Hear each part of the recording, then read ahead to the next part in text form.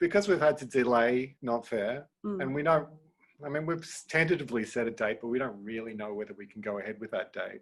Yeah, so right. we just want to kind of keep it alive and do some things before, you know, in these uncertain times, we just want to do something really and Cool. promote the artists that we've chosen. Yeah, So, it's nice to, I was just thinking before, like I haven't seen anyone for a few days, so it's like, it's nice to have a little conduit to like the city. right. Hey, look, that's a nice looking place where you are. Yeah, you could say that, sort of. Warm as hell. It's about probably 38 degrees here, but. So where are you? I'm in Humpty Doo in the Northern Territory. Where is that your studio?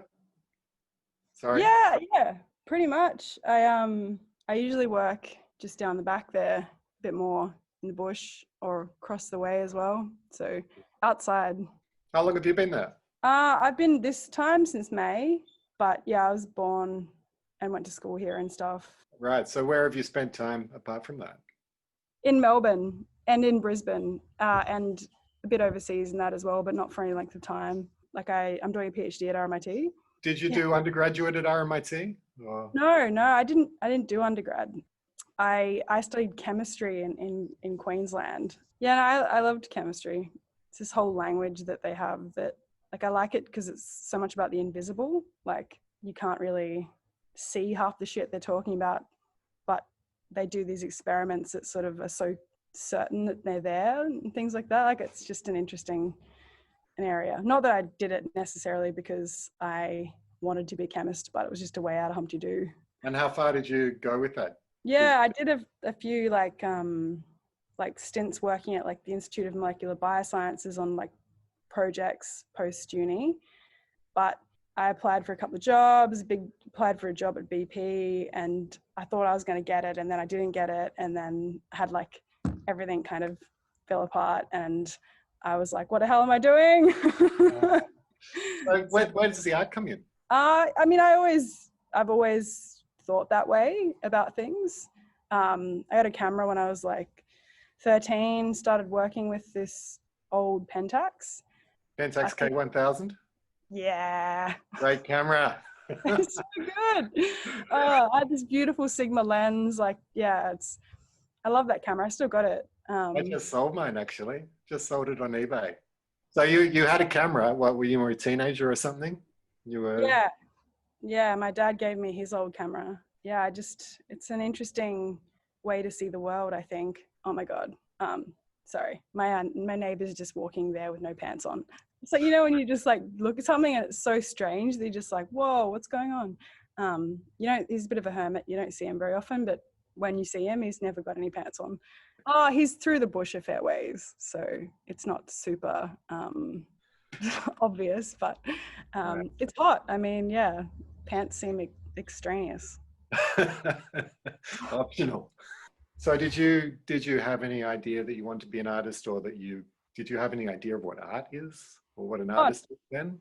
Not at all. The only way I really saw art and artists is just a waste of space, which was the sort of family line. You had a negative attitude. Oh, absolutely. Like I just like my family and like people I knew would see them as like, yeah, complete like waste of time and stupid. And had you or your family ever met an artist? No, of course not. All right, so let's jump forward 10 years or whatever. You're giving away chemistry and you're thinking about becoming an artist. Yeah. What has changed in your mind? I mean, I think I always how things look and how what they look connects to what they mean and that kind of thing. So that just took over. Did you see art in Melbourne and Brisbane and places like that? Yeah. Brisbane. Yeah, I spent a lot of time in the library just reading art books and particularly photography books, photo books. Yeah, I feel like I gave a bit of my own education through that. And also towards the end of my degree, I was really fortunate to meet an artist working at UQ in the journalism department. And he's become a really important figure for me. we stay in touch. And he became my honours supervisor, and I did an honours project it was an art project within an institution that didn't value art practice. But with his help, I sort of was able to do this project. So that's where everything sort of turned for me. Right. So was that the first person you showed stuff to? Yeah. With the idea that it might be art? Yeah, absolutely. I mean, other than like in high school and that, like there was an art class of sorts. So there was that, beyond that, he was the first person, Dr. Peter Milne. Yeah, it only takes one person, I reckon. Totally. We have Ash. Do we have Ash? We have Ash. Liss, you well? Yeah, I'm doing all right. Tell me about the metaphor of the ants. Where did that come from as a kind of theme in terms of your work, in that period of work? Yeah, absolutely. The stuff that I've been making lately is I think the most interesting stuff with the ants for me. Where'd it come from? Well, I mean, I just love meat ants. They're the coolest things. They swarm out of the ground if like an injured lizard comes onto their territory, and they synchronized fast, take the lizard down and consume it very quickly. So I've just always been fascinated by them. But they're also a kind of metaphor for the white impact on this land, aren't they? Yeah, I mean, you can read into it. I guess where that part of it came from for me, the land that I work with the ants on, I photographed them on, is land that my parents own. And they were some of the first people to settle this area in the Northern Territory called Humpty Doo, which is Larrakia land. There's a conflict for me in that they own this land and the ants come out of the land. So I started working with these metal trays that my parents brought with them to the Northern Territory when they came here, and sat in the cupboard for 40 years, rusting. And I brought these out and started feeding the ants on them because it felt like something that was getting at that conflict for me.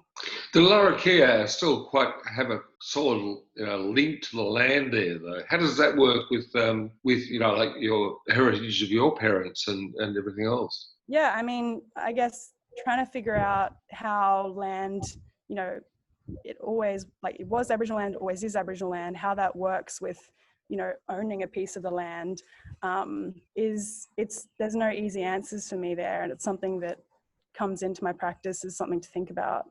So the plates are really a symbol of sort of colonialism, aren't they? Yeah, I mean, you could see it like that. Like there's definitely within them like a vision that wasn't realized.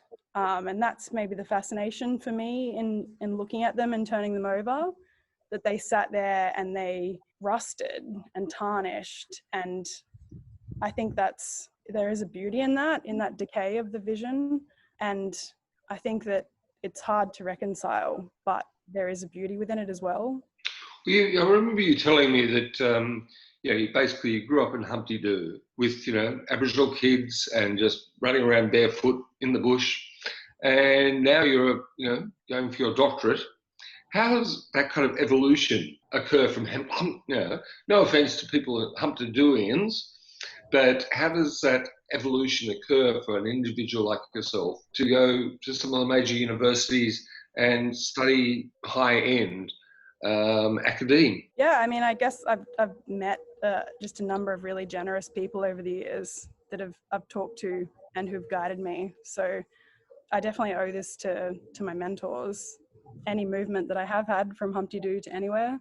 So just quickly, your CV, where have you studied? Where have you gone? How did you get from Humpty Doo to where you are now? Yeah, so I did my undergrad at UQ in Brisbane in chemistry. Yeah, but that's a weird one in itself, let's face it. Yeah, I mean, it seemed like the kind of career path that would be suitable for someone from Humpty Doo. The hard sciences, it's what smart people did or something, I don't know, who were going to do something good with their lives. But I mean, I think chemistry is really beautiful, the way of thinking and the structure and that within it. Yeah, so I did chemistry, and then switched around a bit and didn't know what I was doing, and it was never a great fit, really. The whole time I was doing that, I was making pictures and not really doing much with them. But I switched to another degree as well, a double degree in arts, and met Dr. Peter Milne, who was a lecturer there, and he was the first artist I'd met, and I had some really great conversations that made a lot of things make sense for me, questions that I was asking. And he somehow, he But then just... at the same time, you started reading some very interesting books, Camus and The Stranger and various other. What was your reading regimen? How did you come across that? Yeah, that's a good question. I mean, there was definitely no intent towards anything. It was just, I'd pick up one book and it would, make things make You lead sense. to another. Yeah, pretty much. Patrick White was a huge influence on everything that I've done. Picking up Boss was just, it made me see the land that I was really familiar with growing up on, and the sort of perspectives to that land. It put them in this mythological framework that suggested that there could be something more than just a really pragmatic existence. I don't know if that makes sense, but... Have you read Patrick White's The Vivisector? Yeah, I read that much later. It's a great book as well. And A Fringe of Leaves as well, which is problematic, but I think also has a beautiful way of writing about Europeans' experience of the land. And how do you find that? I mean, you've told me some wonderful stories about your interest in bones and carcasses and what have you, and being more or less threatened in those circumstances. It's a hard place, I think, the Northern Territory, Humpty Doo. And I think that we're in some ways really ill-equipped as Europeans to live up here in terms of our frameworks for understanding things. I've been reading a lot about nihilism, and that's come into my sort of orbit lately. And I think that that's partly a response to that inadequacy of understanding with the land. It's a lot. Well, the Northern Territory is not renowned for its academic positioning, or even its, outside of the extraordinary Indigenous beauty and of creativity up there. It's not a place that we really think of in terms of generating a lot of, European visual art. Yeah. I mean, obviously, it's got a lot of amazing and world-renowned Aboriginal art, but it's kind of like Northern Territory is a little bit like to Melbourne is to like the rest of the world or something, like kind of struggling to like claw its way in there.